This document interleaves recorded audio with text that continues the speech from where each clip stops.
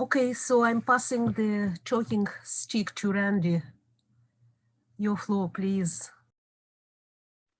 All right, great, thank you. I'm so happy this is happening. This is so cool. For those of us who are just here for the first time, it's I think it's exciting to come from the context of logical investigations. Of course, this was the context of the Göttingen circle early on. This is what inspired so many of the early phenomenologists, especially Conrad-Martius. So anyway, so we've been working with this text for some months, looking at it very carefully. The prolegomena, that is, I'm going to start my timer. So in the chat, I've shared the link to this Google Slides presentation that I threw together real quick. It's just photographs of my pages that are marked up. I find it useful to share. Yeah, Olga, right, go ahead. Randy, do you want me to bring it on screen?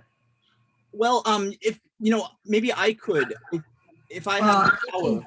Let's see if we can do it. So maybe I just, no, I can't yet. Okay, I'm not sure how I can, let's see. Here.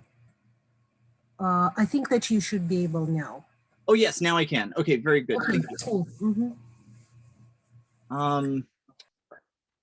Okay, actually I need to hit present first. One sec. Okay. Here it comes. All right. Oops. So actually when I made this, can you all hear me okay? Okay, great.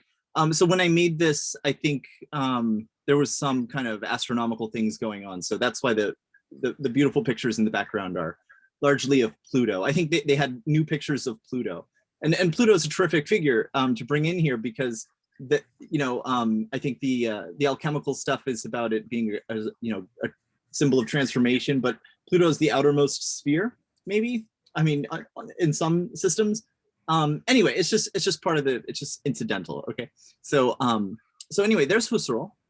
Oh no, it was the conjunction of Saturn and Jupiter. We'll recall this was like a month ago. Yeah, and there's the new picture of Pluto. Okay, so anyway, we looked at chapter 10 carefully last week.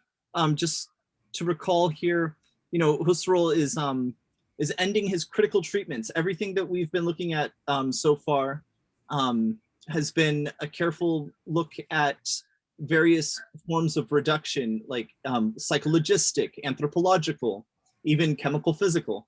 So on the positive side now, he wants to point out connections to Kant, Herbart, Lotze, Leibniz, these figures, to which we could also add like Bolzano. There's an appendix to this on Bolzano.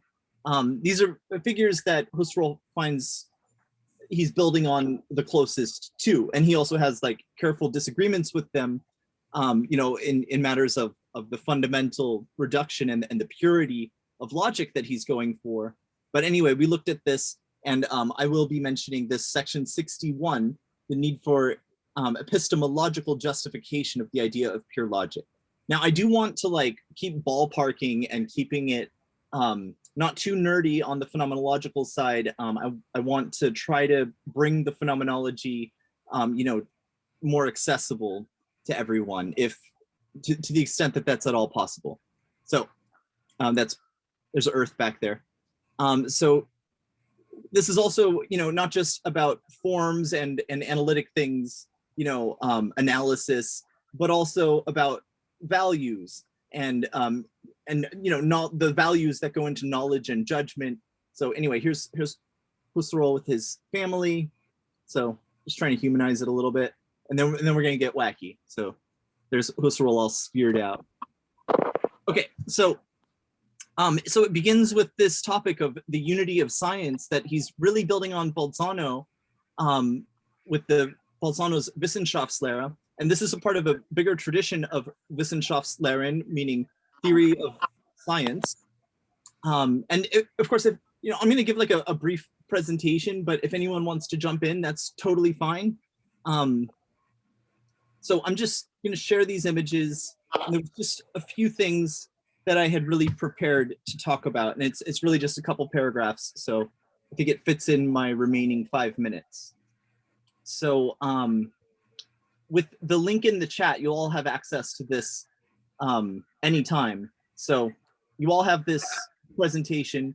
If you want to go and look at it again, follow any of my little marginal notes or whatever, you have that. So I am skipping over just about everything. Okay, and in particular, I'm rushing over to this stuff. Step 1 down here, the tasks of pure logic. Step 1 is fixing the pure categories of meaning, the pure categories of objects and their law-governed combinations. I'm not going to get into the technical side of what Husserl is saying exactly. Yeah, Olga. Randy, do you want to talk a little bit about the unity of science, the idea of the unity of science, because it sort of feeds into the idea of pure logic? Absolutely. Yeah, I mean, so this is really thematic in the ancients, in Socrates, Plato, and Aristotle. So Aristotle's really the one to really lay it out, but first philosophy, prote philosophia, is famously the science of being qua being, or que is how Sokolowski pronounces it. My Latin is bad, so being qua being, right? This means that first philosophy deals with the science of being. So we call it ontology. And this is the topic of the metaphysics. Aristotle doesn't refer to his books that we know as the metaphysics as metaphysics. Instead, he calls it theology.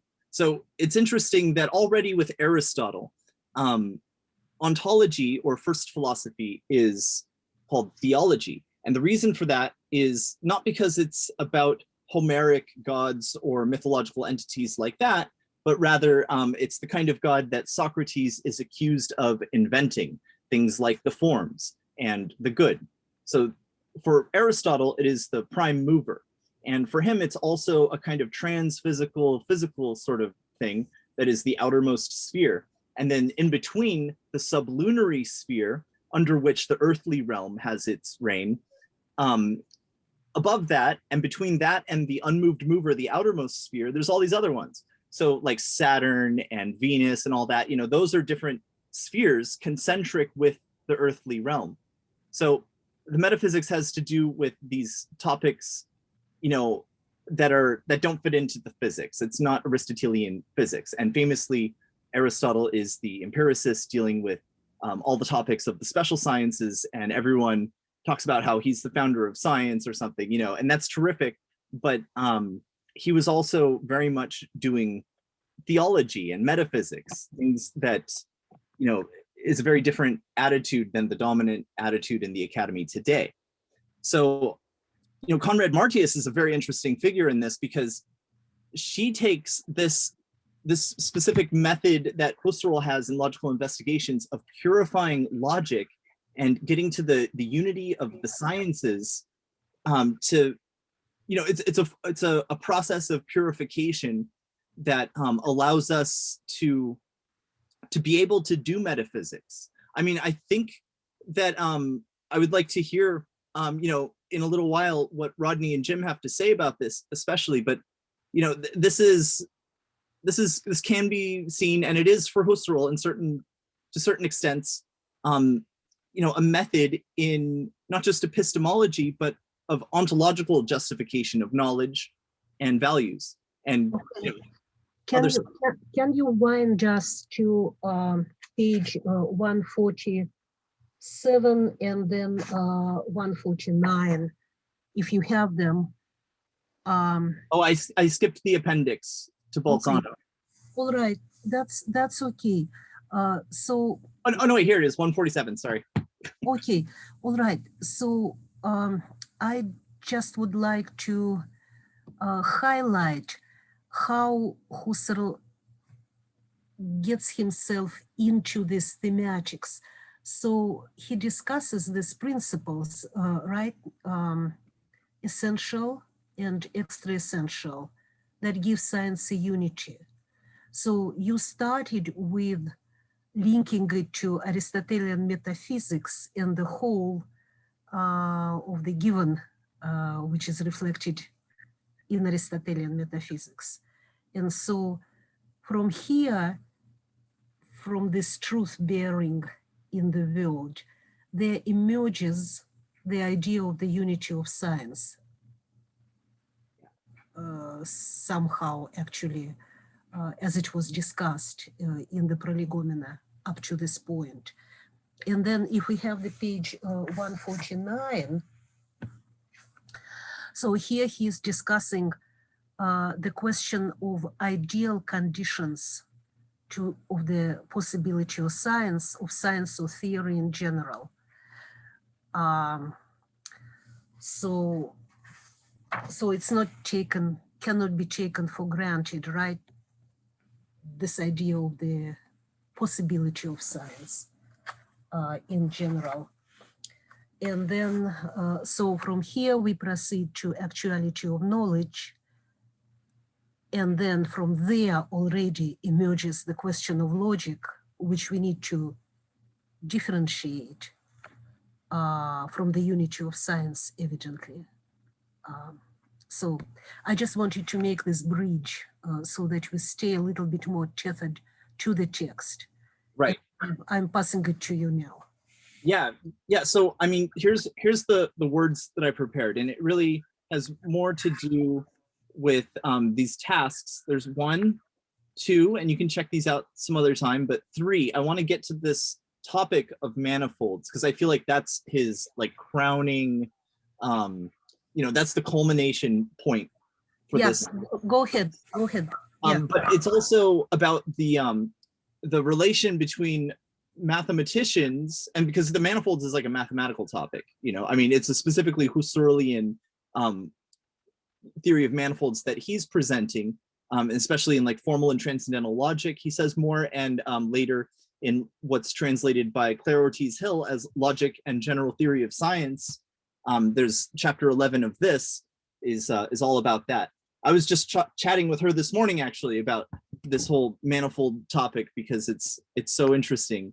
But what's interesting is now, that's a fascinating topic, and I would love to talk about it. I think it's going to be a bit like beyond our capacities to really meditate on what it means, how it relates to Bolzano and stuff. But I just found some interesting stuff about the relationship between mathematics, because remember, Husserl was trained as a mathematician. He was a student of Weierstrass. He was, Cantor was a very important figure for him. His first book was The Philosophy of Arithmetic. He did his dissertation on what was it, the calculus of variations, and like that's basically like theory of relations, these kinds of topics. If you have any familiarity with this stuff, I mean, Yeah, I think that the group is familiar with it, Randy, but what manifold? Here is in paragraph 70 on page 156. He gives, you highlighted it. Maybe again we can tether ourselves a little bit to the text. Yeah. So so he was, studying analytic functions under Weierstrass, and he essentially came to Göttingen because Hilbert was there, and there was a strong desire to have the university, do this mathematics and analytic. This is of course the before analytic philosophy became a term, but analysis in the sense of like the analytic side of the brain, the sciences and mathematics as the foundation of that stuff. So Hilbert was there flexing that strength, but other figures like Cantor, Bolzano. So this theory of manifolds thing, Mannigfaltigkeitslehre, this is something that Cantor developed in a very Platonic way early on, and this was very influential for Husserl. He comes to see this as not only some kind of mathematical artifact, a theory of pure manifolds, but also as this Wissenschaftslehre idea of a theory of science or a theory of theory forms, like a theory of all possible theories. And you know, so he's working on this as pure logic. This is also going to be, you know, the pure logic like scaffold or foundation upon which all the later plugging it into other things that are logistical, you know, all the sciences can be put like a background blanket thing, you know. Okay, So, well, okay, so maybe we can have questions about this part here. What does he really say here? He says the objective correlate of the concept of a possible theory, definite only in respect of form, is the concept of a possible field of knowledge over which a theory of this form will preside. So you have a unity of science, and then there is some kind of a objective correlate of this theory. So let's open it to the group here and see if there are any questions about this expression or about the whole chapter in general. and you were just reading which page, which part? I'll point to it. It's 156, and here is Randy's red highlight. Okay, this stuff. Raspberry highlight, I would say. Yeah. So I was reading your highlight. Right. And then you gave us a lot of good history, but yeah.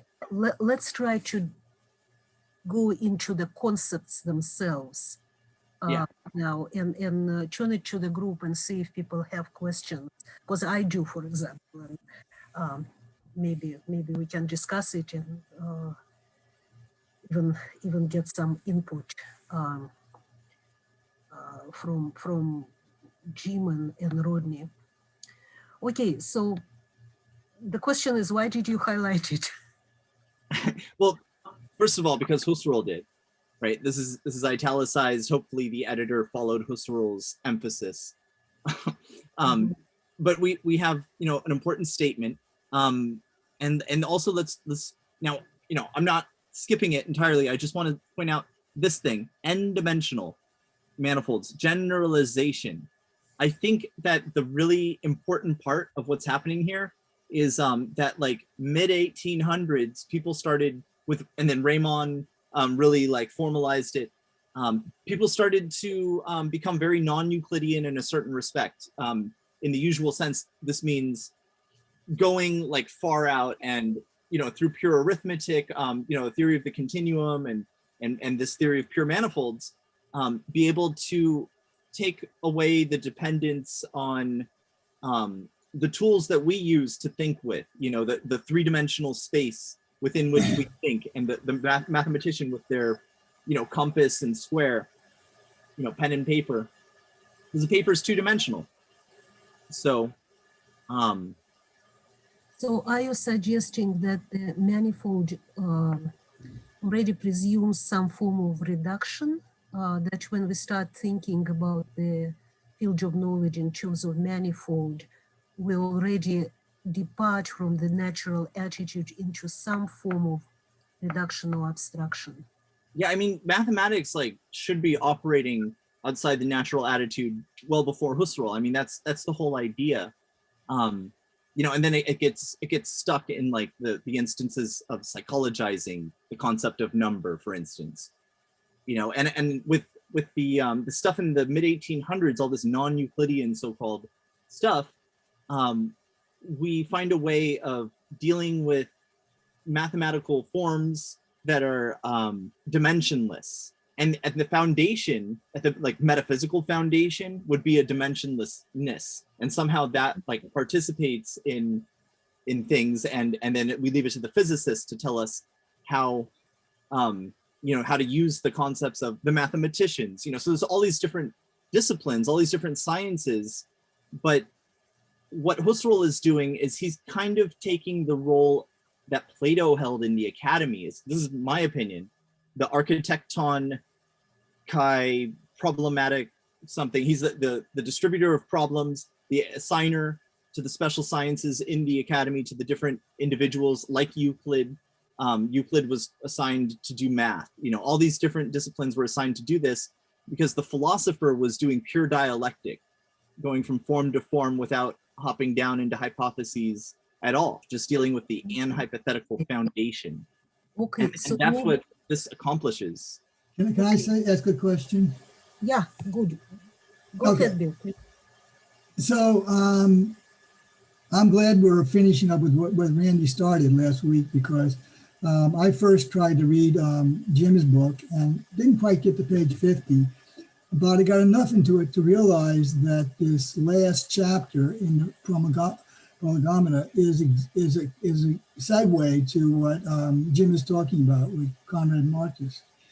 And so the question I have, and this is my vague feeling, and so Randy hasn't really touched on this yet, but is that what is Husserl after?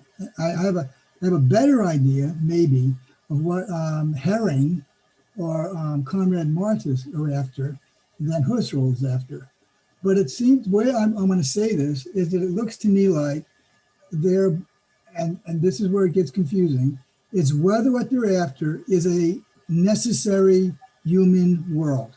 In other words, it's the way that a human world must be. And it doesn't, and so it precedes actual, this may get too much Lockean, but precedes actual experience. It's essentially a priori, and somehow or other it's embedded and hidden in our concepts. And so this gets to this whole discussion of the ID, eidos, and its essences.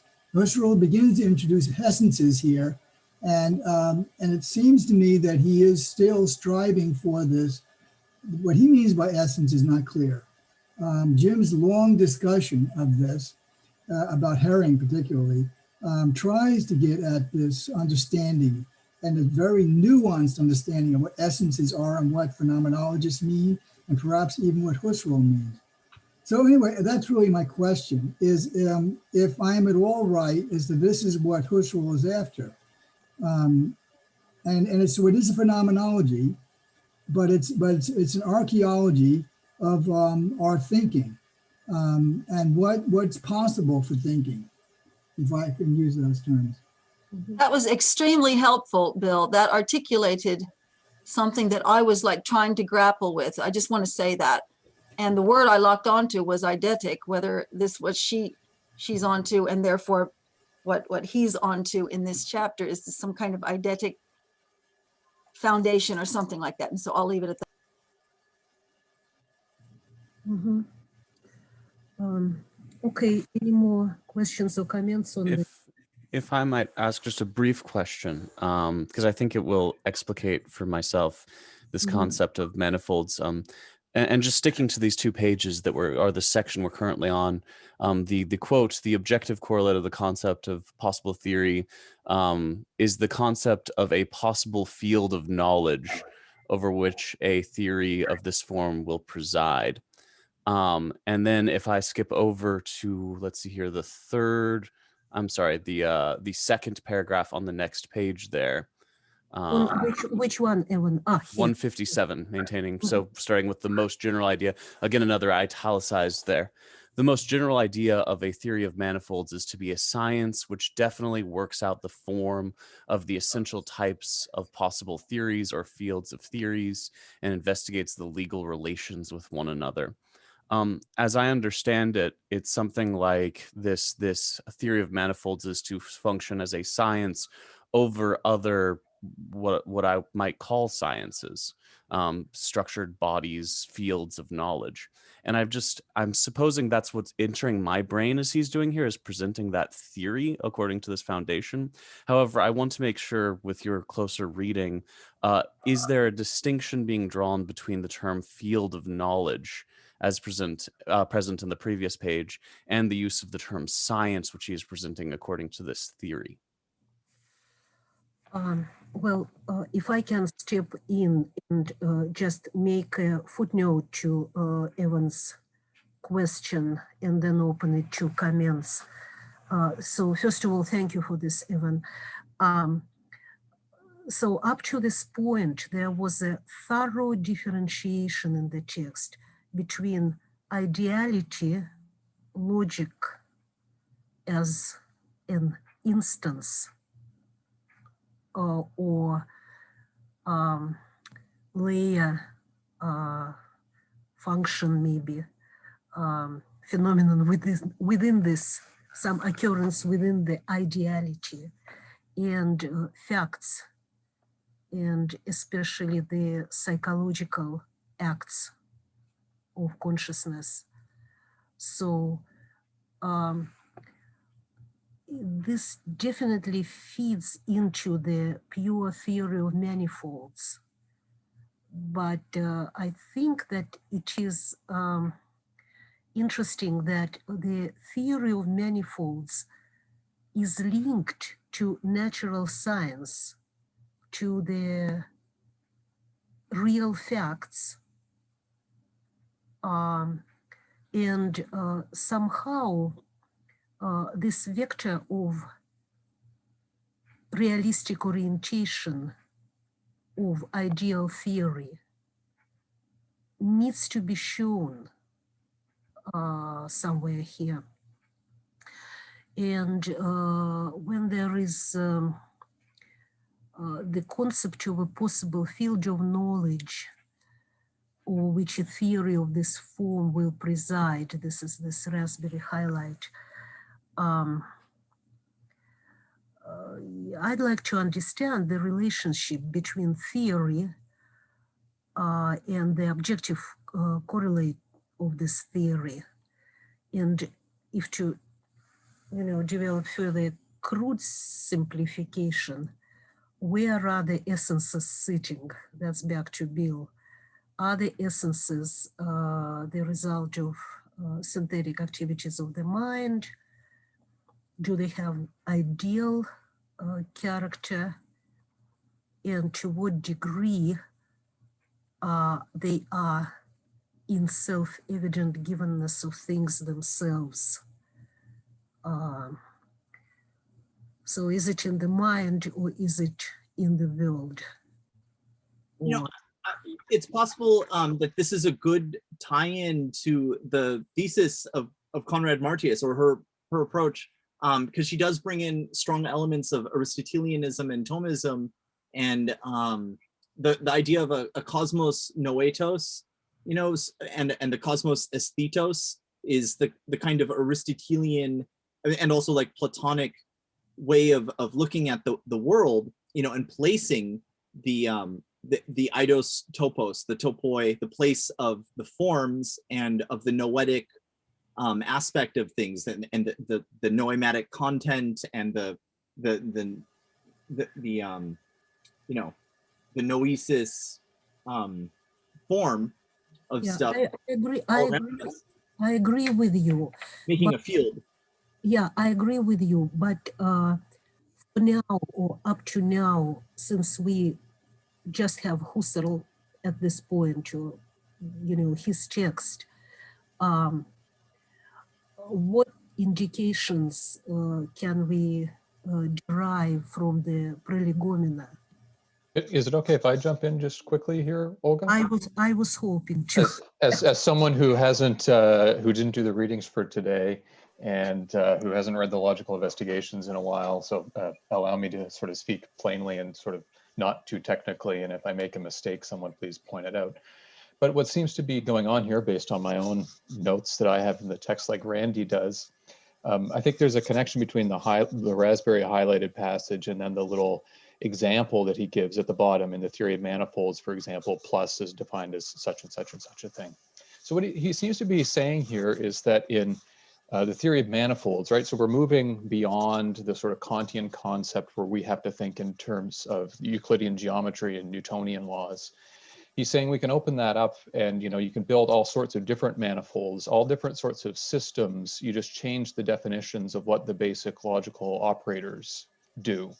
And then in doing so, you define a new objective correlate or an object correlate for that theory. So, depending on how you define things, how you understand the relations between objects, that sets out a sort of sphere of understanding, or a scientific sphere, a sphere of objects that science can then study. So he's using geometric examples here to show make a broader point about scientific theories in general. So your theories are going to look at a certain realm of objects, and that's because the sort of basic, what you allow to be true statements within your theory and the connections between true statements and the sort of characteristics you're looking at, that's going to define your field of science. But for a formal, or a science of sciences, or a formal logic, then you're not going to look at the particular things like what the addition sign means in Euclidean geometry, or what it might mean when you're looking at, he talks about Lie groups here, or other sorts of things. It's the basic sort of logical operations that seem to be operative in all different sciences. I think that's kind of what he's trying to get at here, if that makes any sense to folks. Yeah, thank you very much, Rodney. Can I ask you a question then? Certainly, yeah.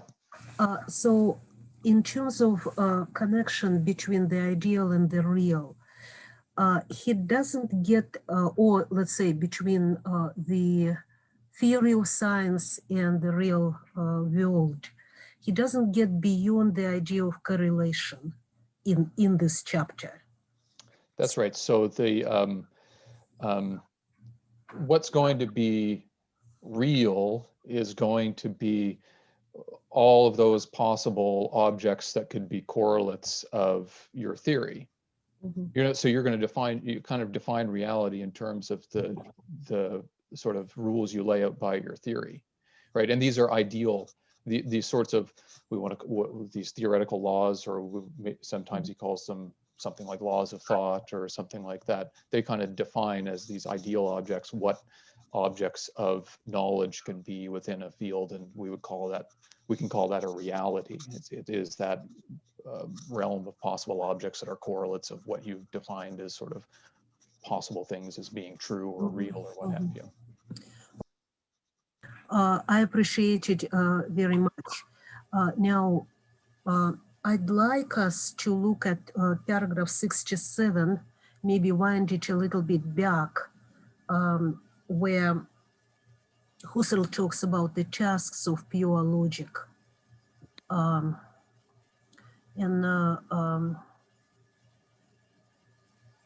So again, I see Raspberry highlights right here.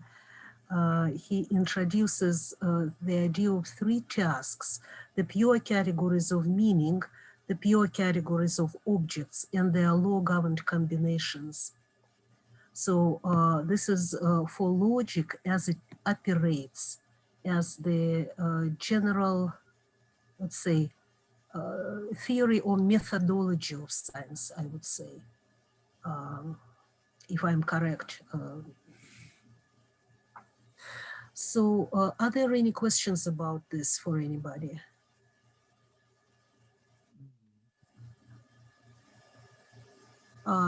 Well, I have a question, and I'd like to put it out to the group.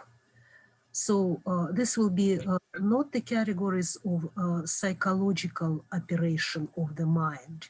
This will be the categories of the theory of science. So again, they have to have some kind of correlation in the field of knowledge that this logic is supposed to work on.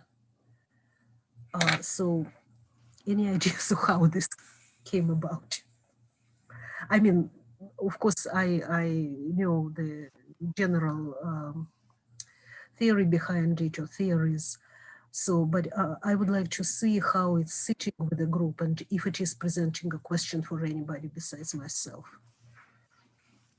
Well, I have a question that may be related. It has something to do with what Rodney said. So as I understood what he was saying, and I think we're familiar with this, there are various axiomatic kind of theories, and you can think of the manifolds as establishing an axiomatic foundation, but there could be many manifolds. And so what Husserl is after is the manifold of manifolds, I'm guessing. And so then comes the question, because he keeps talking about this pure logic. And so the question that I have is introduced by the, because Husserl wasn't aware when he wrote this, but it didn't happen until not long after his writing of this, is the introduction of quantum logic, and the rejection, and then the evidence that certain logical principles that we had held sacrosanct are now being violated, apparently. But my question is, and so there's a number of questions that arise when we start thinking about this, because it appears then that it's empirical evidence which is now questioning our pure logic, in some way modifying it, and which introduces the notion that perhaps our pure logic, or at least our understanding of it, has an inductive element to it, or this is the way I interpret it anyway. What's really happening is quantum logic is that it's not the manifold of manifolds, but a particular manifold which describes certain or properties or and properties that are not. Anyway, I'm babbling, but the point is, it's just this the question I have about this pure logic, and whether we have it or can have it, but we have to. But Husserl keeps pointing to its existence. And maybe we don't really have it, but maybe that's part of the point. It's still part of this eidetic reduction. We really don't know whether we have it or not yet. Anyway, I'm babbling. Well, yeah. Is there a place to raise our hands, or I'm a little Yes. confused? Yes. Yeah, well, it's Just raise my true. hand, or, okay. Yeah, please jump in. Well, I guess I just like to mention, this is about logic, and there are a lot of questions you can raise about logic and what logic is, how it relates to math and everything else. Why is he even interested in logic? And to me, the whole overarching question here is at the beginning of section 65. He says, we now raise an important question as the conditions for the possibility of science in general. But this takes us to the question of the possibility of theory in general, and really takes us to the question of the possibility of truth in general. So the reason he's interested in understanding what logic is because he's saying it has an essential relationship to the whole idea of truth as such, and what it even means that we can form propositions, what it even means that we can form concepts, and what concepts even are. And I think, let's see, I guess I just want to point out that I think that's the core question that he's pursuing here. And this is why logic is so important to him philosophically, because it's really raising the question of the very idea of truth. And it seems like he's asserting that unless there really, the whole question of a day as such is necessary to pursue and understand if we're even going to understand what truth as such even is. And then this probably does feed into Conrad-Martius, because she is, well, as we pursue the whole question of what a day even or I day even are, and then we ask the question, well, how do a day or the whatness of things relate to actual things which exist? It seems to me that's very much the question that Conrad-Martius is also pursuing. I don't know, that's just something I wanted to put in there, perhaps to give this a little bit clearer context. Thanks. Thank you, Jeremy. Any comments or questions to Jeremy's comment? I think Jeremy's right on the ball here. I mean, it's looking at how could you come up with the theory of knowledge, and in any theory of knowledge, or how do you have knowledge at all? Well, knowledge always refers back to some theory about what makes statements true or not true, but there has to be then some general set of logical laws that govern how it is that you can make true statements, even even sort of non-theoretical statements like A is A, one of these three basic sort of laws of thought that Aristotle talks about. That's what he's trying to get at. Are there basic logical laws that must be the case in order for us to make true statements in the first place? Because that is what is going to allow us to have theories about what we can know and what we can't know, and a concept of what things mean, and so on and so forth. So there must be some underlying set of logical laws that govern all of our statements, and so on and so forth, right? And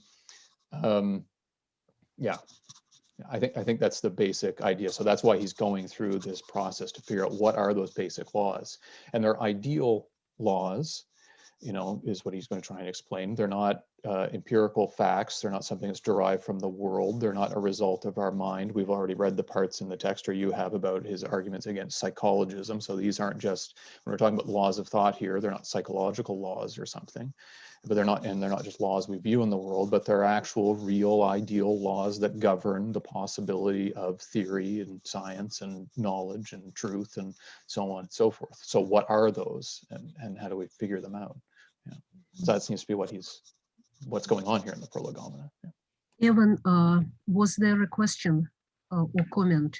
There was just a brief comment that I've heard again and again, and I will be briefed, of how these logical investigations were seen as sort of a freeing component from the epistemological quagmires that are generally found within certain philosophical circles at certain periods of time, particularly Husserl's time.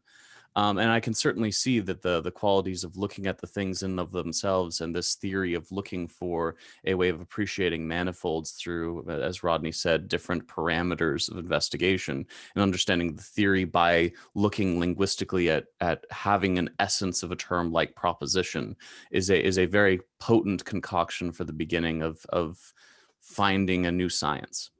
So I kind of got it in this paragraph or this chapter, what's going on here, which is just exciting. So Okay, thank you. Anybody has a question or comment on this theme? Jim. I guess there's just one other, Okay. one other thing I wanted to mention. Husserl was always talking about laws, but he's also talking about a-day or concepts. And to me, there's a really interesting question of, it sort of has to do with what it even means to understand anything at all. What it even means to understand what something is. What is whatness? He's pursuing that question. And I think this is, and he means it to be, an absolutely fundamental question that comes before anything, whatever we're talking about. And out of that develops this idea of a-day. And so I guess I just want to mention it. I don't think it's simply a question of laws, but it's a question of the very idea of essence, of what, of a-day, of grasping what something is, and what that even means. And yeah, so that's just something I wanted to mention too. Can I come in? I don't know what I'm doing here. We can hear you. Oh, good. Jim, go ahead. Yeah. I think the comments have been wonderful. What always pounds in my mind is the prolegomenon, where we enter a very existential setting for Husserl, and it's even more with us today in spades, where the notion of knowledge is in question. We have so many forms of, in the end of the 19th century, we had so many forms of reductionism. And I think what puzzled an Aristotelian, and certainly Husserl, was how you could have people making propositions which, when reflected on, make impossible the propositions that they're making for the reasons you've all given. They're using concepts, they're using propositional logic, they're using non-contradiction, and so forth and so on.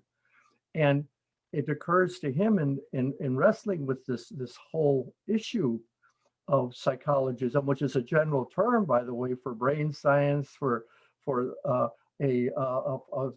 serious dogmatic cosmological theory, which offers a total picture of the universe, but makes mind unnecessary.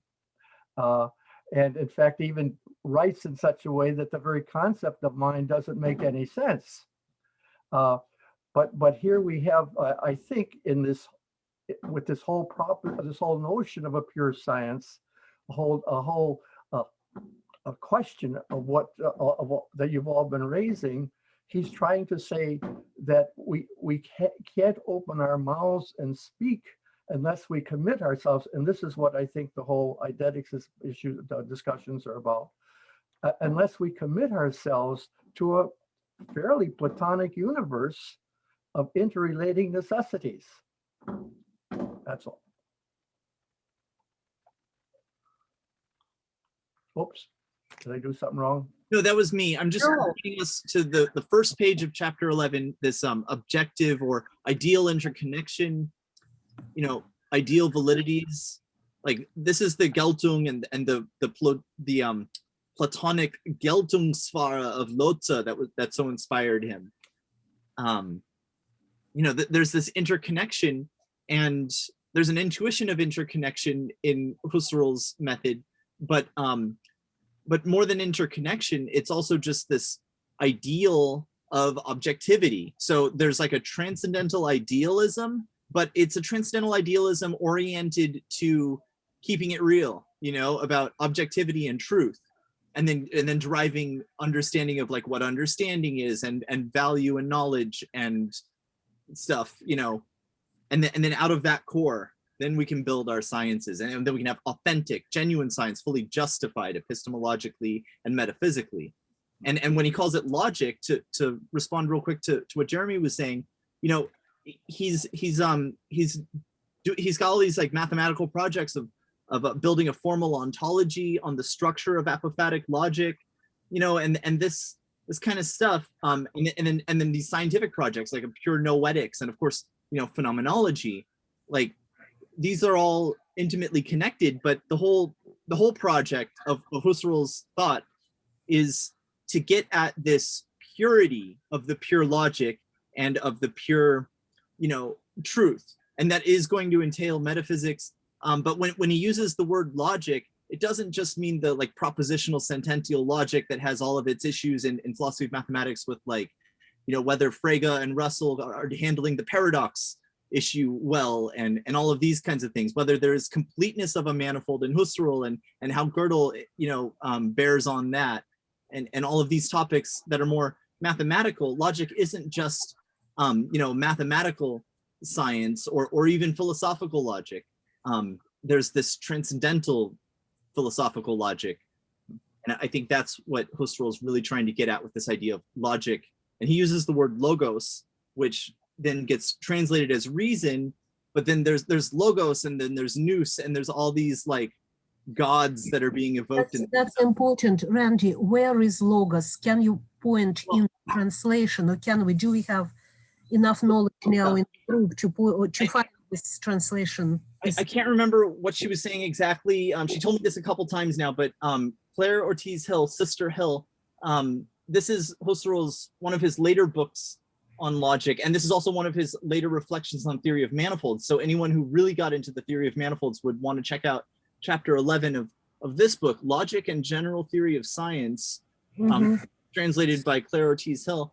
And I just, when she first told me, I jotted it down in the beginning. She said something about the beginning of this series, the word logos is used, and like it was translated as reason, you know, as is convention, but she's a person of the cloth, Sister Hill. She's like in charge of her nunnery, and for her, logos also has this transnatural, you know, significance that it originally had, and that we can dig. So are you saying that logos is already in prolegomena? He uses the term logos. Now that I'm not entirely certain about. Well, We'll have to dig. If Andreas can help us, Andreas. How this publication came about, and I wanted to do that because I guess I should preface everything by saying that I'm certainly by no means an expert in Hedwig Conrad-Martius. I understand some of the stuff that's in Jim's book, I probably read more Conrad-Martius than most human beings on the planet. So I guess de facto, I am sort of an expert in Conrad-Martius. But a lot of her work isn't really in a field of research that I work in, or the sort of aspects of her thought aren't the sorts of philosophical questions that I engage with. My work on Conrad-Martius is primarily looking at her criticisms of Husserl's idealism. So a lot of the stuff that she has to say about metaphysics and religious experience and those sorts of things aren't really my wheelhouse. That said, a lot of this work sort of on religious experience and mysticism has become something that's occupying a bit more of my time because, as I mentioned early on, this book project came out of some work I was doing during a postdoc I had in Germany at a Center for Women in the History of Philosophy. And I was in charge of looking at the women phenomenologists, or the early women phenomenologists, that is primarily Husserl's students, but also some students of Theodor Lipps and Alexander Fender, sort of the fathers of phenomenology. And a lot of them were very much religiously oriented. Edith Stein, of course, became a Carmelite nun. Hedwig Conrad-Martius converted to Protestantism. And then Gerda Walter, who's the third big name, she was also, I think she converted to Catholicism, or she was at least very much influenced in Catholicism by her teacher, Alexander Fender, and went on to write about the Phenomenology of Mysticism, which is a book on mystical and religious experiences. And later in her life worked on parapsychology and sort of experiences of the paranormal. And in her work, at least, which is what I've been focusing on more lately, the sort of emphasis is on, doing a descriptive phenomenological psychological analysis of religious experiences without really taking any sort of a stand on the veridicality of such experiences, but trying to describe such experiences and figuring out what are the distinctive features of those experiences that make them different than, say, things that we might think are, what's the word, pathological, like how do you distinguish a religious experience from, say, a hallucination or something like that, right? So people talk about God talking to them, and how do you distinguish, God talking to you versus, being schizophrenic or something, assuming there's some sort of auditory hallucination involved in that. So that's sort of in terms of like sort of religious philosophy or phenomenology of religion, that's the sort of area that I'm working in. And that's quite a bit different than the sorts of things that Conrad-Martius is talking about. But anyway, that's just to give a bit of my orientation on this sort of work. And so when I had this postdoc, one of the things we were trying to do was publish books that really promoted and critically engaged with the work of the early women phenomenologists. And that second point was something that I really emphasized. There's an emerging scholarship on women in phenomenology, but I didn't find that it was very critical. It was more expository and a little bit sort of cheerleading. And I was more interested in things that sort of take the ideas seriously. And I thought, this is the best way to promote the ideas of these women is to actually, really engage with the things that they're saying. And in the English-speaking world, there was no book on Hedwig Conrad-Martius that did something like that, save one, which was the dissertation of James Hart from 50 years ago. And it was something that I probably stumbled upon by accident, really. I'm a member of the North American Society for Early Phenomenology. And before we ever had a website that posted a bunch of PDFs of works, or before I was involved with this site called the Open Commons of Phenomenology, which maybe some of you are familiar with. We've built this big database of texts by phenomenologists, and where we have PDFs of historical things. But long before that, there was just a sort of group of us who had like a PDF exchange. So we would share the various things we'd collected from around the internet, or scans of books that we'd made ourselves. And within those documents, I had Jim's dissertation. So I have no idea where it came from originally, who made this, if it's up on the University of Chicago website or something. A lot of the documents came from Dietrich Gottstein, who was the sort of, who was the, I guess I said, the heir of the Nachlass for Conrad-Martius. So it might have been from him that I indirectly got a copy of this dissertation. But yeah, then we decided, or I thought it would make sense to publish this or do something with it. I don't remember all the details of this, but then I got in touch with Jim. I think originally I just was asking you questions about how the project came about. How was it that you stumbled across this woman who, not just today, but even 50 years ago was somewhat obscure, even though she had just died and did have a number of students in Germany. She certainly wasn't well known by any means. And then this thing sort of snowballed from there. It just became this sort of natural idea. We would republish this, or publish it for the first time, really, clean up some minor, I wouldn't even say historical inaccuracies, but just things we know a lot better now based on research that's happened in the intervening period. But when it came to updating the actual content of the dissertation, for the most part, in terms of the theoretical stuff that Jim was doing, there was no need to update the sources or anything like that, or talk about current literature too much, because there was maybe only one other book, the book by Alexandra Pfeiffer, and then in German, and a couple of scattered articles. So there really wasn't too much more to do with it. Yeah. And so now it's out there. We've appended an English translation of one of the primary sources that Jim was working with, something that has an interesting story. It turned out this is a missing version of a manuscript, which has now been sent back to Munich and is part of, it has its rightful home again in the Nachlass of Conrad-Martius. And it was really important to me, not just that we have that text available as an appendix, but that we do it in English, because one of my arguments, or one of my big things during my postdoc, was to really push for getting some of this stuff into translation into English, because one of the major barriers I felt to scholarship on a lot of these women phenomenologists was the fact that the texts weren't available in English. So we translated this little piece. Maybe there'll be more translations in the future if I could twist Jim's arm into doing some of that sort of stuff. And I've started translating some works by Gerda Walter as well, because whether we like it or not, English has become the sort of scientific language of the world, not just in philosophy, but in everything. And so I think it's really important that we just make this work available to the widest audience we can. And that, means having some of this stuff translated. Yeah, so I don't know what more you want me to say. I can certainly go on and on for hours if you'd like, talking about this. But yeah, that's the sort of background for the whole project. And as I said, we updated some of the things.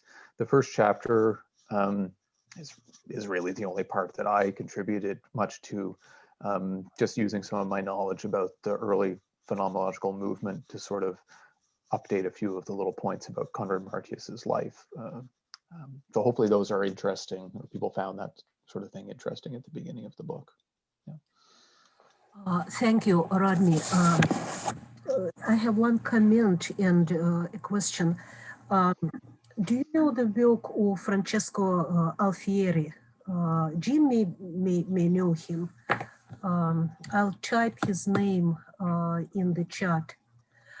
He is a specialist on Conrad-Martius in Italy, and he speaks her and breathes her like her son, intellectual son. Okay, so I certainly know of his work. There's a pretty small number of publications that make up the secondary literature on Conrad-Martius, and he's part of it. So there is this other Italian component. I see. People like Angela Alice Bello also does some work on Conrad-Martius. So it's not like there's nothing written. It was just, I think in the English-speaking world, at least, Jim's book is the only monograph dedicated specifically to Conrad-Martius. So it just made a whole lot of sense to me to put it out there. And also it still gets cited by everyone who writes on Conrad-Martius. And it seemed almost inappropriate to have this unpublished work be one of the main, his work is the sort of standard interpretation of Conrad-Martius. So it seemed just obvious that there should be some sort of clean published version that people are referencing, you know, something that Jim would be happy for people to be citing and referring to, rather than, you know, the embarrassment of one's dissertation, especially how one must feel about it, you know, 50 years out. You know, I'm pretty sure the day after I finished my dissertation, I was embarrassed by everything in it. So, you know, just alleviating that a little bit. Yeah. Okay, yeah, well, I thought that, well, maybe Jim, would you like to say a few words here? It feels like a good place.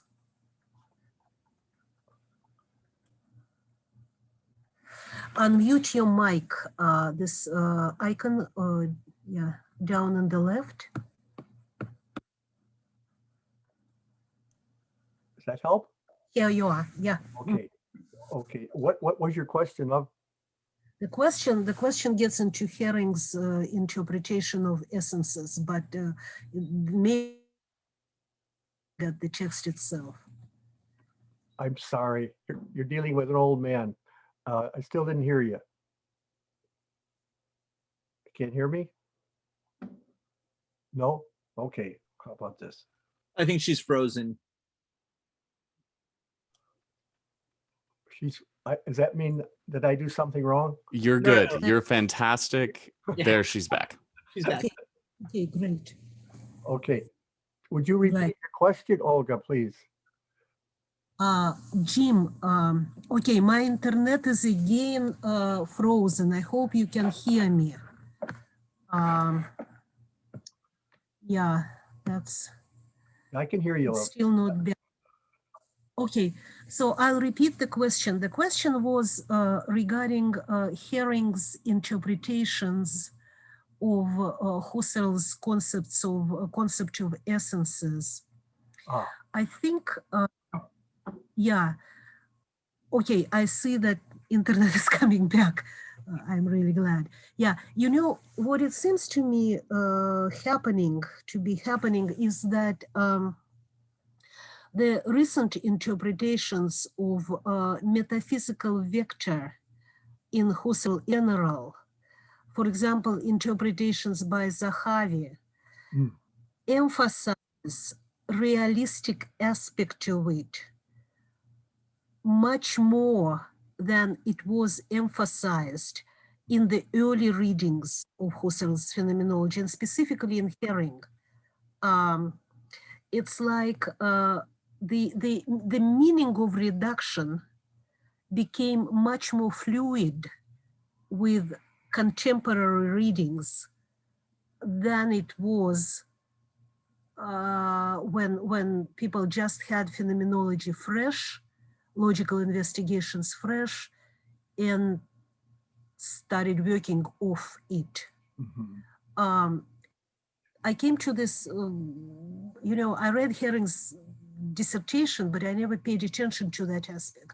And in your introduction, in your summary, somehow it dawned on me that this may be the case, that the metaphysical aspect of early Husserl's work seems to be much more prominent in the interpretations of today than it was in the early work of post-Husserlians and Husserl students, etc. So it just a question.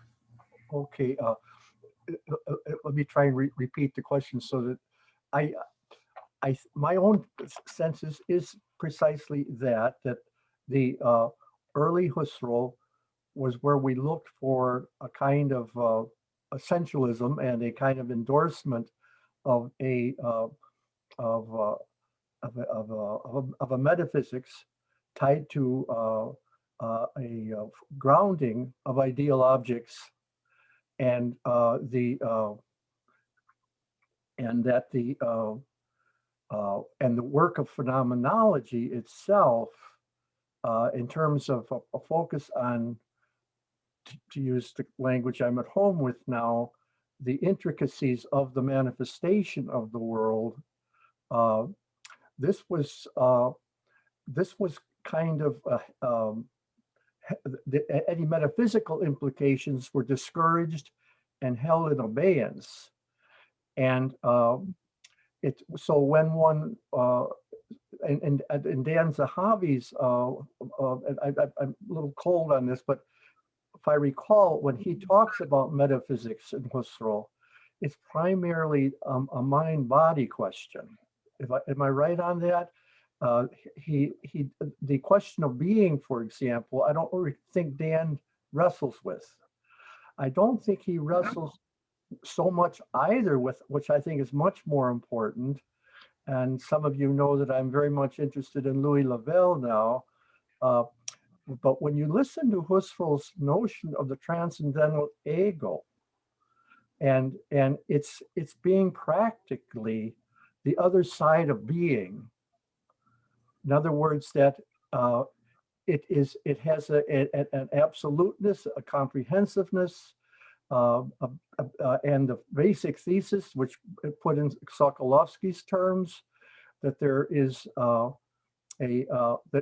for phenomenology, it's defined as the inseparability of being and manifestation, which is an old medieval preoccupation of the ens et verum convertuntur or sunt convertuntur. They are convertible, being and the true are convertible, which is to say that insofar as being, as far as the true is the relationship of being to the mind, which is a standard medieval, certainly Thomist thesis, suddenly plus pushes from Eugen Fink, we suddenly start, and I mentioned in that handout, a couple texts are quite startling. In Erste Philosophie and the volume 34, which is on the reduction, remarkable efforts, and of course you have it in Erfahrung, Urteil, experience and judgment. You have interesting discussions of how the world really appears and whether the reduction, and implicitly the question arises, whether the reduction is in any way possible if it means a disengagement of being. Is being really reducible in the sense of any way modifiable? It's because what the reduction does is really doesn't seem to weaken this pole, negate its pole, but rather sets up the inseparable necessary tie between manifestation and being.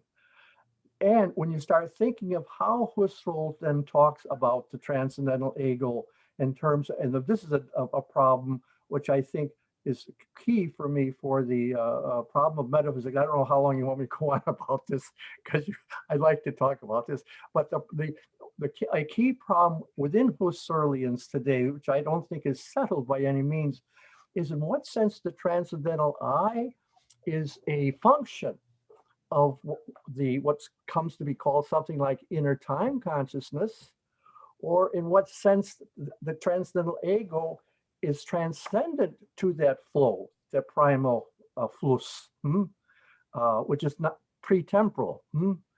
But if for one thing about it is that it is coextensive with being. It's unbegun, it's unending, as being is. And so, in a long story short, which I hope to tell before I go into the dark, that there is that there's extraordinarily rich transcendental metaphysics in Husserl, and I think I make ties with Fichte and Schelling too, but I think that it's an impoverishment of Husserl, although I think the Logical Investigation is probably one of the greatest works ever written in philosophy. Especially, it should be read by all people coming into the university, at least because I take the universities to be institutions of mass destruction, weapons of mass destruction, in terms of predilection towards a reductionism, a quoting of experts, and a freezing of one's own autonomy as a mind. With Husserl, Conrad-Martius, and Ada Stein, and von Hildebrand, and the whole range of people were so empowered by the reduction. They suddenly discovered they could raise a question and have a equal status to anybody, saying, what is a promise?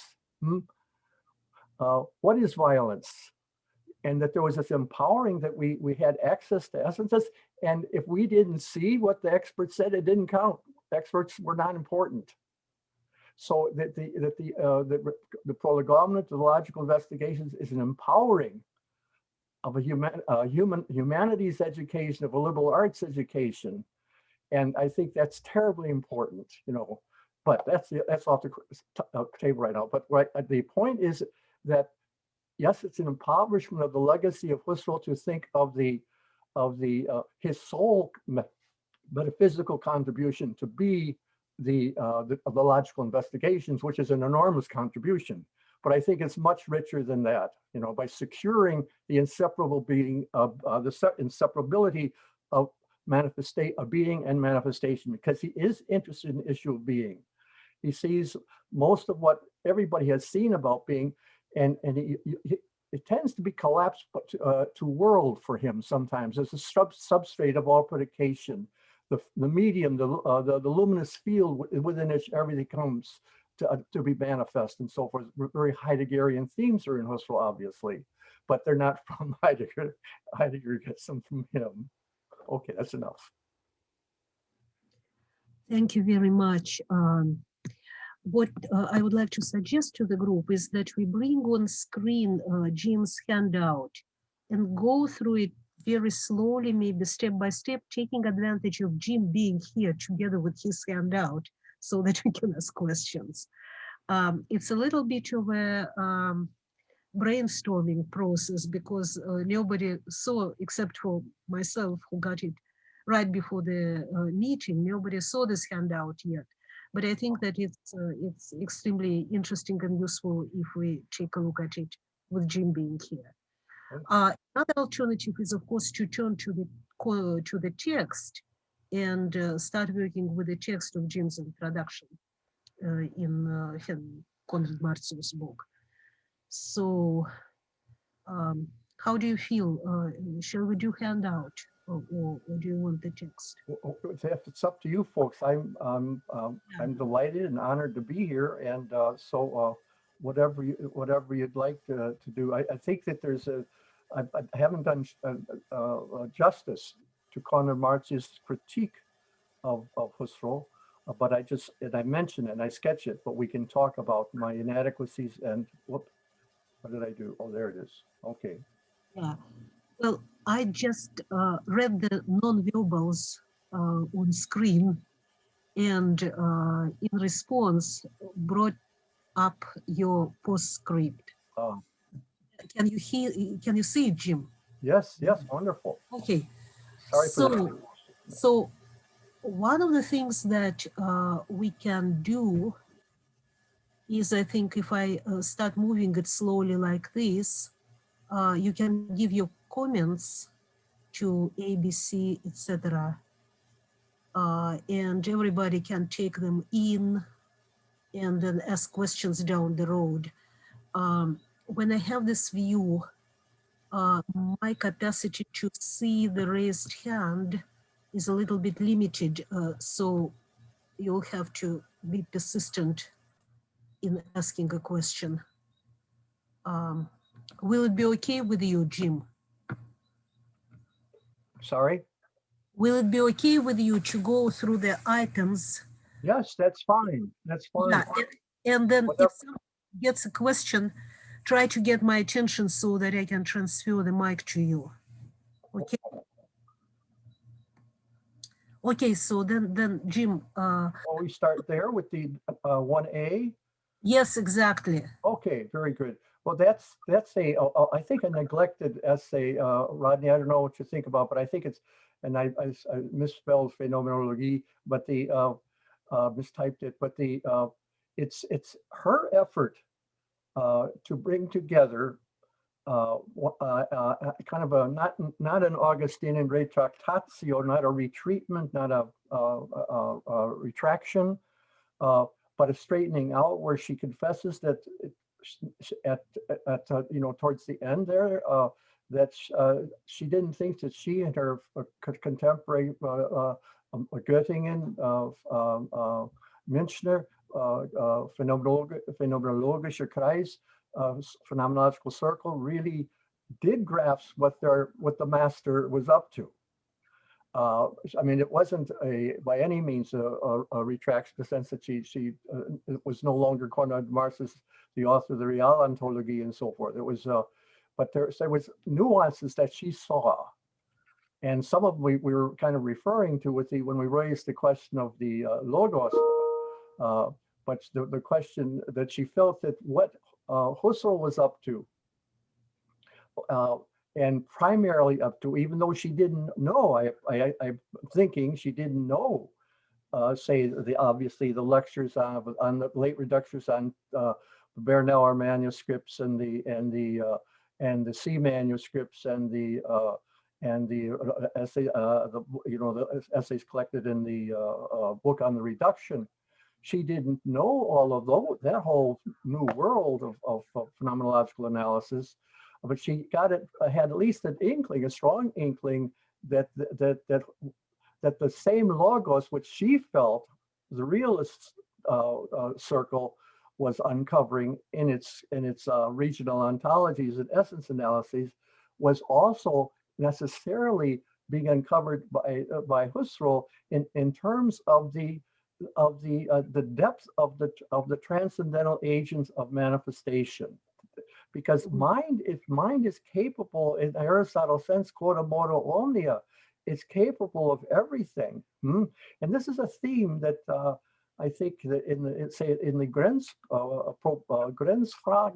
Grenzprobleme, the book there, where the notion of truth comes out very robustly as a kind of not merely a regulative ideal, but an entelechy. And it's everywhere. It's ubiquitous, and it's and yet it's forming the ideal of transcendental reflection. It also has a theological implication of a mind which was adequate to the ideal which was constitutive of human consciousness. So there's a kind of latent or muted theological theme going on there. So B is basically then, as she believes, that the theme of Ursprung und Quelle, origin and source, were basically what phenomenology was up to, philosophy is up to. It's looking at that out of which things come. And that, of course, is a theological theme, obviously, too, but there were just a footnote on that. She was a very religious writer in a sense. She had a very, very, very robust notion of creationism. But an early essay, which was praised by a great number of people who never read probably another word of her, or maybe even philosophy, were taken with that 1927 article on time. I think it's in the first volume of the Schriften. Is that right, Rodney? I think it's there. But in any case, I think that's right. It was published in one of her colleagues. I think it was Maximilian Beck. So another one of the Munich phenomenologists had started a journal, and she published the Die Zeit in that journal. That's right. You've got amazing memory. I hadn't heard Maximilian Beck's name mentioned in 60 years, but that's wonderful. So that Ursprung, the theme of origin, which is, just evokes so many associations, but in her, she was interested in the Ursprung and of the manifest essences around us, the essential meanings around us, but also, and I have to add a footnote to this, I think it comes out in the book pretty clearly. I was at the University of Chicago and Wittgenstein ruled. Ordinary, if it weren't, it could be, it doesn't mean they're equivalent between Wittgenstein and ordinary language philosophy, but they were that was the ethos. And I wasn't in the philosophy department strictly. I was in the divinity school. I had already a master's in philosophy and I wanted to study with Eliade. And then I ran into a great phenomenologist who most people don't know, except as a psychotherapist, and that's Eugene Genlin. He had written on the experiential foundations of meaning. And he had a joint position in philosophy and psychology at the University of Chicago, but he didn't get tenure in philosophy. And I think because the whole theme of the pre-linguistic level of meaning, which he elegantly explored, was simply against the Wittgensteinian ethos. And anyhow, I had him for several courses in Sartre and Merleau-Ponty and things like that. And I was doing philosophy of religion with Eliade and the theology with wonderful teachers. But the point here is, what was the point, Jim? The Ursprung, the language philosophy. Language philosophy ruled, and what we hear, even in those texts, that was echoing in my mind. And Jeremy made it nicely clear, and so did Rodney, that there are these, when we say a sentence, and we just muse about something, when we find something contradictory, when we find it vague, there are all sorts of remarkable kind of normative pre-linguistic guides in our sorting this out. And part of what the logical investigation is about is making formal, making explicit these things that are implicit and functioning all the time in our making sense out of things. And so I wanted to, when I was that long and very difficult discussion of John Herring, it's hard to imagine he was a New Testament scholar, but he was, he not hard to imagine, because of any problem of intelligence or anything like that, but he's a very interesting New Testament scholar, but he's also clearly a metaphysician and a logician. And so I've started with Genlin and other people. I started to appreciate that and the example that, say, John Austin used and keeps coming always back, and perhaps in the book, is the working out what is a promise. Everybody knows what a promise is, but it's interesting that we know what a promise is, but we've never maybe thought about what is a promise. Then to find out that it has to be something like a speech act, and that it brings something radically new in the world that never existed before until the promisor told a promisee something, and awakened up that something new in the world, namely an obligation on the side of the speaker and a claim on the side of the one receiving the promise, or the listener. And then to see that every proposition has features similar to a promise. These were exciting discoveries for me, and which made me think, though, that it couldn't just be language games. It couldn't just be historical conventions that made all these things possible. Especially when it was true cross-linguistically, cross-cultural, that people could do the same thing. And so so that was a struggle going on in my mind, the proximity and the difference between ordinary language analysis, which was the core, and sorting out meaning from forms of life, as in Wittgenstein, and the whole phenomenological enterprise of regional ontologies and essence analyses. That's going on there. And for me, it was a very live thing, because it made sense out of what the language philosophers at Chicago were doing, but at the same time, it showed that they didn't realize, insofar as their analyses were successful, they were metaphysicians, implicit metaphysicians. Okay. What she does in that essay, and of course probably elsewhere, if I forget right now, but she makes comments on the thinness of Husserl's understanding of nature. And if you it seems to me pretty much on target for her to say that world for Husserl is never nature.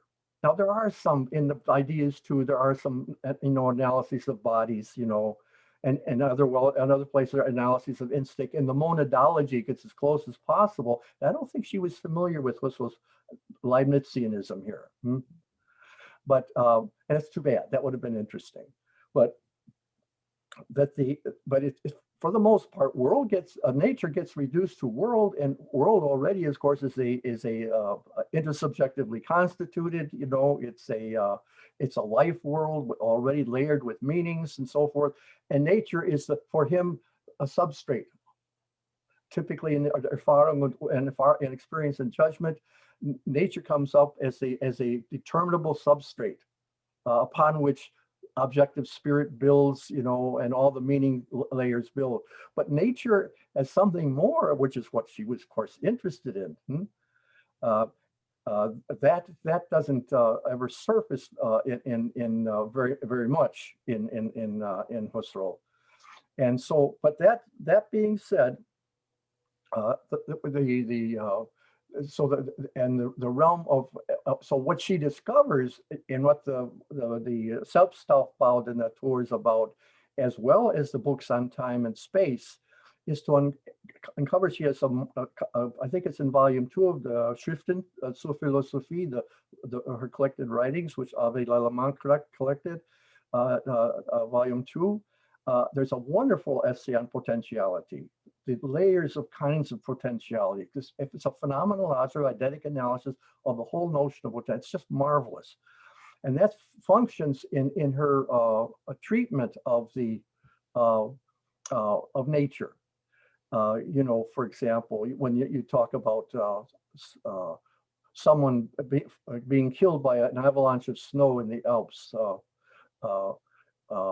because some people were walking in the Alps and got in an argument, spoke a little bit too loud, and they caused an avalanche.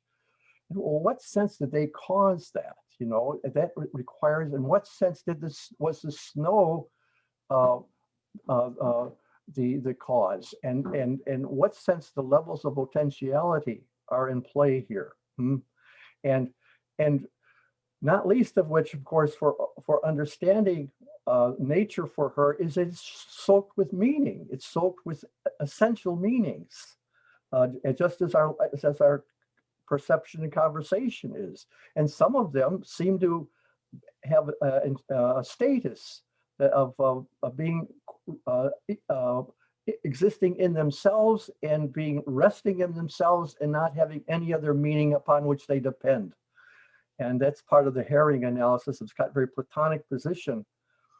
But so there are the nature too is laced with meanings and the essential meanings, and they are forms which give life to them, give existential life to themselves. So the theme of entelechy in Aristotle, and it's very robust in Husserl too, comes out. It becomes a key notion to our notion of nature, that there are these meaning foundations upon which, and this is her whole, I think, these quite impressive analyses of development and evolution, how there are these formations of meaning in concrete form, and how something where you could talk about in terms of chromosomes and certain molecular forms and interacting and so forth, and how Einstein comes out of that, you know, given enough the right conditions and the right time. In other words, how that fertilized egg becomes the author of relativity theory, and where are those guiding forms that shape through thick and thin this unfolding of this organism, because it's lawful. That fertilized egg is right there. That little Einstein is never going to be a Cocker Spaniel. It's never going to be an elephant. It's never going to be this or that, but it's going to be this person. And so this rich sense of potentiality, which is in the background, and she was influenced. I don't know if you want me to do this, you guys. You really want to hear all this? This rich sense of potentiality that is already a form. And it reminds me in some sense of Chomsky's effort to get to a universal grammar, you know, and a universal grammar that doesn't exist historically. It has to have some sort of connection in the brain. He was a materialist, Chomsky was, you know, but it puzzled him, and that's why Conrad-Martius is so intriguing. He says the problem is not to come up with a notion of mind. The problem is to come up with what is matter that it gives birth to something like we call, Einstein. And so similarly, his whole theory of language, that somehow prior to even what he came to formalize as a universal grammar, were these which flourished into the manifold of languages which makes up the historical humanity.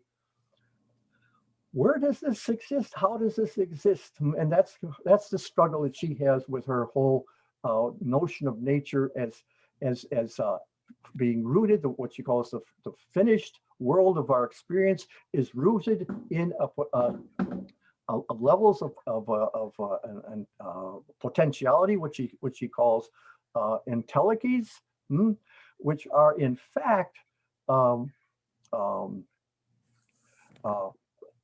they are potential, but interestingly enough, whereas potentiality is mostly, we think of it as less than what's actual, the founding potentialities, the entelechies are more than what's actual.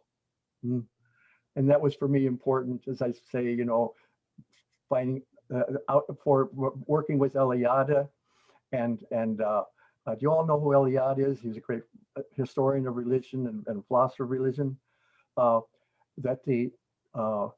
was just, as being a Christian, there's the whole note that again at Chicago there was a radical, not exactly reductionism, but all the demythologization totally of all the religious content into something needing the enlightenment of something else, which was kind of a phenomenological or philosophical analysis of existence. That seemed to flatten out the basic themes of Christianity in terms of the new heaven and new earth. So now the most difficult problem is the question of the reduction. I'm giving a lecture, love. Am I supposed to be doing this? Olga? Yeah, you are. I mean, Yes. This is great. Yeah. Well, I can. What was the question, Jim? Sorry, I missed. Well, my question was simply, should I just keep rattling on here? I haven't. Well, yes, please, because as we have you, I mean, there are lots of questions as you proceed, but I think that it's more important for the group that we now hear you and get the recording, and then we'll work with it and get back to you if something will be unclear. Yeah. Okay.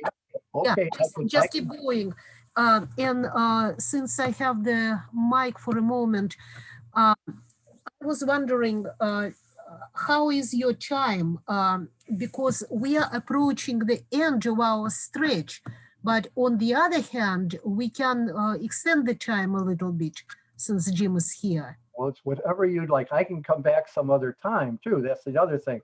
But that would be awesome. Yeah. Yeah, whatever would be best for you guys. because I'm in contrast to all of you, perhaps at least some of you, I'm retired, and okay. So that's you. And I recommend it too. By the way, it's a very fine institution. It's as good as tenure. So so I heartily recommend it, but I don't wish it on you too soon. But on the other hand, time goes fast enough when you get to be in your 80s. In fact, that's a phenomenological issue. How is it that when you get to be my age, time goes faster than it did 20 years ago? Okay. Then, Jim, let me give you 3 minutes more of precious time then now, and then we'll have 5 minutes to discuss our next motion, which will be probably to work through your handout and start reading the book, and then invite you to come and we'll ask questions and continue maybe with the handout. Just my only caveat here is don't expect any real strong enlightenment from me on the Herring essay or from anything to do with quantum physics or microbiology. I'm as dumb as a post on this stuff. And I was a little informed 50 years ago, but right now, I'm sorry. I've been reading Husserl and he doesn't help on those issues. Okay, okay, well taken. And I think that we have a couple of scientists in the group. So there may be questions on structural realism That'll and be use fun. That'll be fun. theories, which, yeah, we can discuss that. That'll be fun. Okay, so the final point here for 3 minutes, the problem of the reduction, we'll probably have to come back to that. The chief issue here is that she formulates it nicely, and I've heard this also from Barry Smith, the same objection. I wonder if he got this from her. We were arguing one time about, you know, the necessity of transcendental philosophy or phenomenology. But she says of Husserl that he insists that being as such, or being that is independent of consciousness, is nonsense. Now, he does say that. The best place to read that is not only the ideas, but this marvelous little book, I think it's Husserliana 42, which is called Transcendental Idealism. That's some really wonderful and very metaphysical sections in there on this whole issue of what being is and the relationship to mind. That is, and ideas builds on that, but there's some very stark formulations of there. And I'll maybe come back and talk about that later. But so she says, of course, this, if you mean by, you know, a being as a noematic content, that is, say, a noema for Husserl, don't forget, is the object as it is known, and in particular, the tree as it is perceived, the doorbell as it was heard, the memory as it was perceived. So it's always in conjunction with acts, and they correlate. She says, well, of course that's true if that's what you mean by a being. It's already a noema, then it's a tautology. Husserl's really more sophisticated, or more certainly nuanced than that. But there's an interesting issue she's raising there. How do we talk about beings in themselves as mind independent? That's the concern. And that's why she says a completely different matter is whether there truly is a reality which stands in itself, typo, and which is transcendent to consciousness. This is a matter which he neglected. Well, in Transcendental Idealismus, which I think, what's that woman who teaches at Loyola? She was the book editor of Husserl Studies. Anna Jacobs. Anna Jacobs. I think is that right, Rodney? She's translated this now? She's been working on it for 10 years.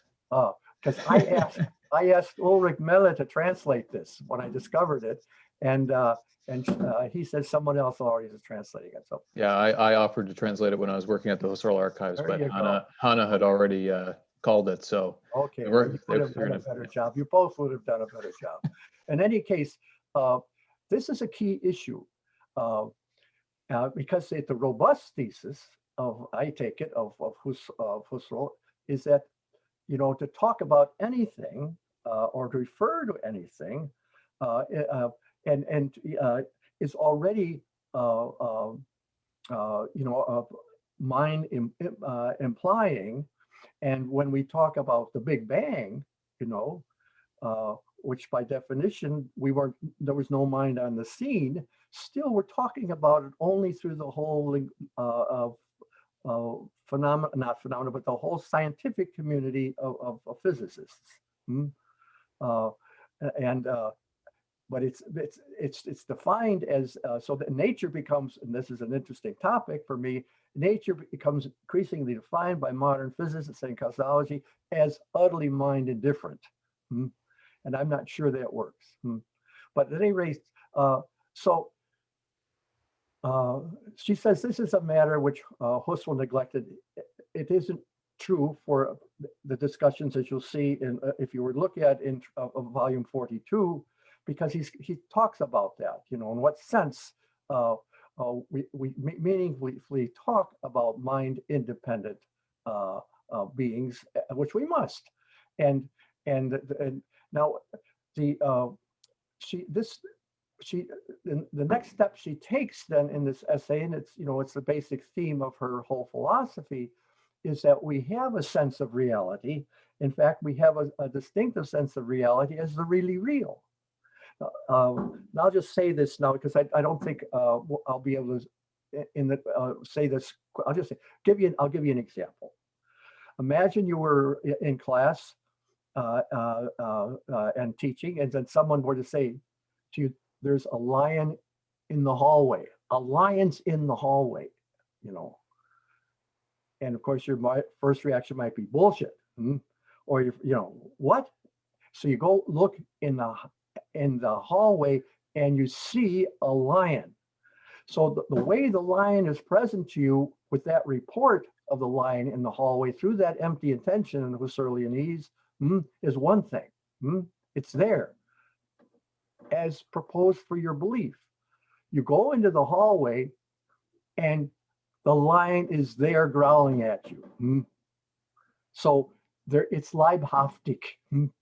It's there in person, as he would say. And that's qualitatively different from the way the lion is present in the report of the lion being in the hallway. Now she analyzes that in both the Erscheinungslehre, but most specifically and explicitly in the Realontologie, how the notion of substance comes in here. Substance not as a Lockean positing of what lies underneath the Humean flow or the Lockean flow of impressions, you know, a mere postulate or a mere alleged, you know, substrate, but as that which is in itself and leaping out at you.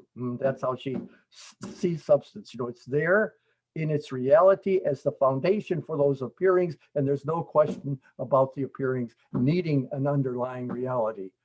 They are real in themselves, in person, in this unity of sensation. And so, and then that notion of the really real, which has lots of elements that we talk about in the book, like ipseity or kind of Selberkeit, selfness. That is a feature of it. It's self. It takes on an itself character, which is not a monadology at all, but a way of talking about things as having an emphatic and intensified version of themselves when their reality is confirmed. And that's, of course, with leibhaftig, you know, in the fleshness. That is I think that topic, that theme runs through all of her writings on nature, insofar as underneath that notion of substance and that reality is the realm of potency in all of its manifesting forms, which is the whole Realontologie as a Naturphilosophie. And so, so I better stop here. Thank you very, very much. So let me now stop sharing and bring the calendar on screen, and let's decide what to do next. And before I bring the calendar, here is a proposal for us to continue as we were doing meeting on the last Friday of every month. So, well, maybe I should, well, let me get the calendar though.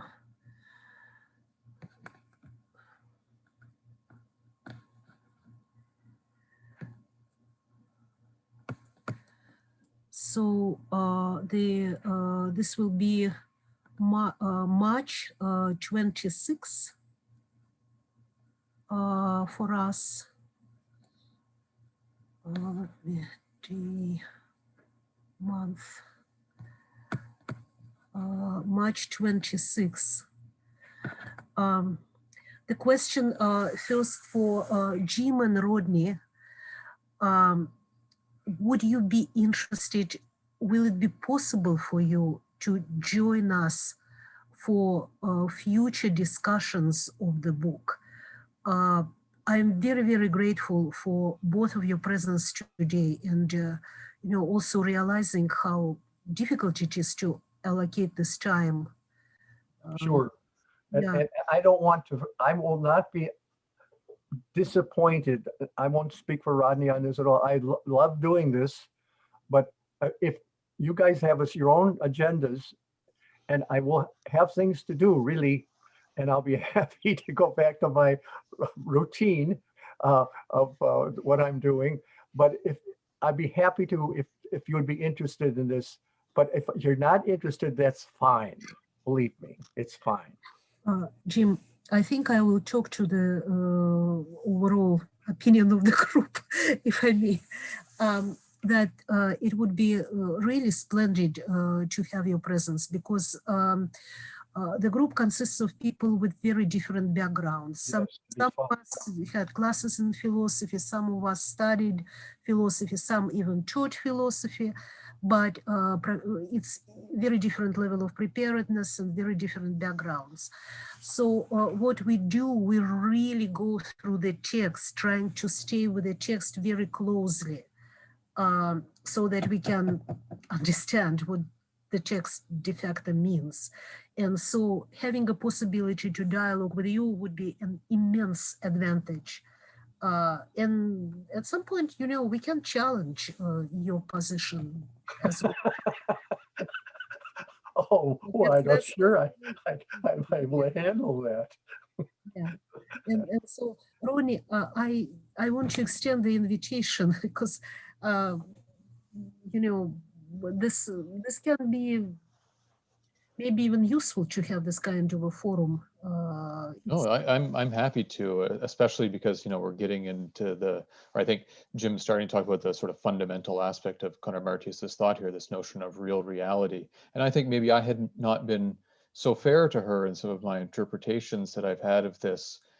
Some of what you're saying, Jim, or the way you're explaining it, seems to actually kind of square with some things that Husserl says, despite the fact that he says that things in themselves are, by sort of definition, non-cognizable or nonsensical. We can't speak of such things because what would it mean? But this idea of saying, well, that's tautologically true, but there still is a line in the hallway. So there's some aspect of reality that simply is, and it's not just some function of the mind or some sort of a projection of the mind, or so maybe getting into the details of that would be illuminating for me. So I'm happy to come back. Yeah.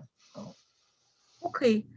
So then we have a plan, and is this okay with everybody that we meet on the last Friday of March? It will be right. Yes. I'm just going to check my calendar. It's right here. Please, Jim. And Ronnie, I wanted to actually ask you a question. Do you work intentional logic? Do you work with logic of intentionality? Which, I mean, sort of like the Inhaltslogik that we see in Husserl, this logic of content, or sorry. Well, I may be using incorrect terms, but in the way Zalta connects, there is a lot of publications. Realistic logic right now, a lot of reference to Husserl's logic. It's appearing because the way they see, as I understand, its logic, it's more linked to expression and the inferences, within the state of the language or speech, even, right, rather than the realistic reference. Yeah, I guess I should say, when I say that I sort of teach logic, I teach the sort of basic sort of prop logic and that sort of thing. But I mean, my background, it was in looking at Husserl's logic, but mostly studying it in the context of people like L.E.J. Brouwer and sort of these intuitionistic logics from that sort of period. So I'm not really up on the current literature on this stuff, like Mark Van Atten and some of these other folks are publishing on. It's been a decade or so since I read that stuff. Yeah. Okay, well, since we are under no obligations to be clear, maybe we can expand into that area as well, because I have some dialogues on this in analytic groups. I think that it's important that phenomenology kind of comes up to speed in this dialogue, because we have this legacy, which is evidently of great importance outside of phenomenology, but we don't work it. So we need to talk about it. Okay. Anything else we forgot to say today except for thank you? Yeah, and I should add maybe that we didn't really talk about those parts of the book that we were going to, and I'm also happy to continue with the book, but I think that we should also be open to bringing up themes from the first couple chapters. Awesome, Randy. Thank you. Yes, exactly. So how does everybody feel if we stay with the same volume of reading, like the first two chapters, introduction and the chapter, as we decided for today?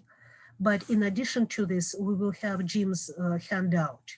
And then the request will be for everybody by the next time we meet is to prepare questions, to really work through the text so that we can have a dialogue, text-based dialogue with Jim and Rodney next time. Okay. Yeah, okay, sounds good. And I'll send the summary through the list. Okay, so for those who are new to this webinar, please be in touch with me so that we can properly inaugurate you into sharing. The reason for this is that we share PDFs of texts, and we need to know who is in the group to be able to do that kind of legally. So please be in touch with me if you want to join the webinar in the future, except of course for Rodney and Jim who are already joined. And you'll handle the hazing process as well? Which process? The hazing. The hazing that we all went through. The hazing. The hazing, where you use the leaves and you hit their bodies and all that stuff. That's the banya. That's after the hazing. Oh, right. I'm sorry. Never mind. Okay, I can tell you that at the end of the second hour of facilitation, my brain has only very narrow window, very narrow interface with reality. So forgive me. Well, how wonderful has this been? I'm so happy this all worked out, that we could all meet, and that Jim and Rodney could join us, and also that Gina and your team is on the case. Yeah. Yeah. I second. So thank you, everybody. And then I wish everybody a splendid month, easy month, and safe month. And we'll meet next month. We'll meet at the end of March. Okay. Thank you. Happy St. Patrick's Day. Thank you. Thank you. Bye-bye. Thanks. Bye. Bye. Oh.